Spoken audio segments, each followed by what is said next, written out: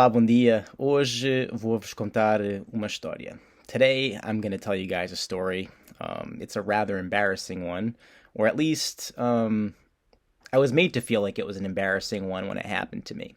So, just to give you some background, I was 14 years old when my parents decided to move to Portugal, and I had taken Portuguese school classes for the majority of my elementary school years at a place in New Bedford, Massachusetts, and I felt like I was pretty well versed in speaking Portuguese. Had a decent handle on writing it. I could identify words and read words and sentences, but definitely not at the level that somebody entering 10th grade their sophomore year would have been at had I been living in Portugal my entire life. Anyway, just to give you a little bit of background there. So it's the summer of 1997.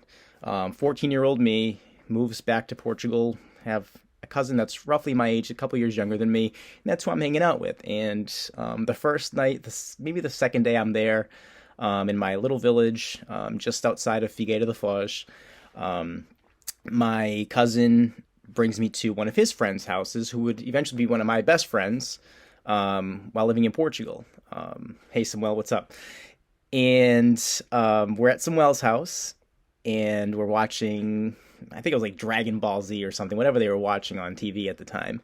And Samuel's grandmother comes into the room and just says hello. Like, Samuel's like, "Oh, this is my new friend from the United States. He's now living in the village." And she asked me, "Então, menino, como é que estás?" And I respond with, "Eu estou bem. E tu?" And I didn't think anything of it. So she leaves the room. Seemingly everything was fine.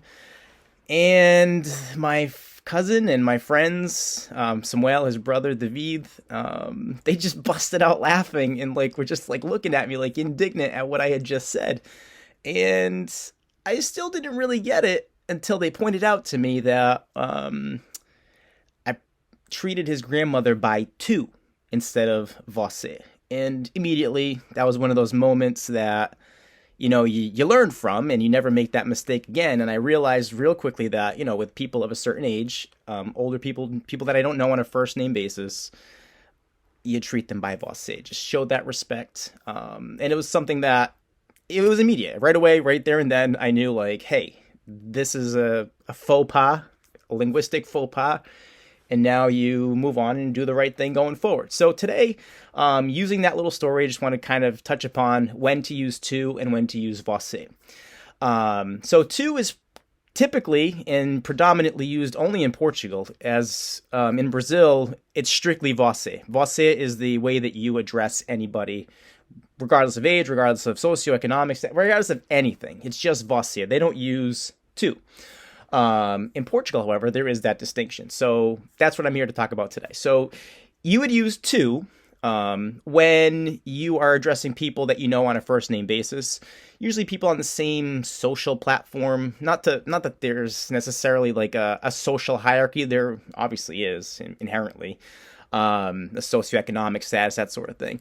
But typically people of your own age, your friends, your cousins, you address them by tu. You conjugate verbs in the tu form, so that's the understanding that people have. Where you would use você to talk to, let's say, your teachers. You're getting a service done. You're some sort of bureaucracy. You would definitely use você. Just this past summer, I rented a car in Lisbon, and the guy behind the counter was definitely my age, maybe younger, but regardless, he was treating me by você, and I just returned the favor. That's just how we were going about it. Because there's a service implied there, and I just wanted to make sure that I was treating this person with the respect that maybe they thought they deserved. And you know what? Why not? What's the big deal? As long as you know the way to conjugate the two verbs, that's just the way to go about it. So, you can never go wrong if you go with você, but if you want to be kind of assimilated into the way that people speak there, tu to people your age, on a first name basis, you're in a similar situation to them. Younger people, kids, you can address them by tu. There's not going to be any sort of cultural no there. It'll be just we do what we're doing.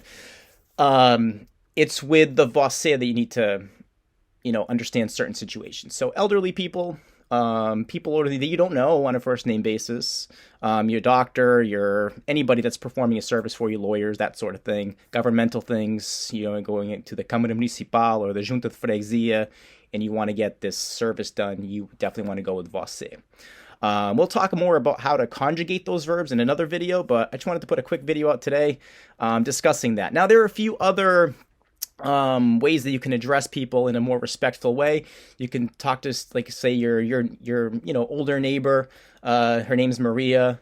You may want to call her Dona Maria, or refer to her as a senhora, or let's say her husband, o senhor. So those are other ways that you can kind of interchange from using você all the time. It's just the matter of conjugating the verb appropriately when you do that.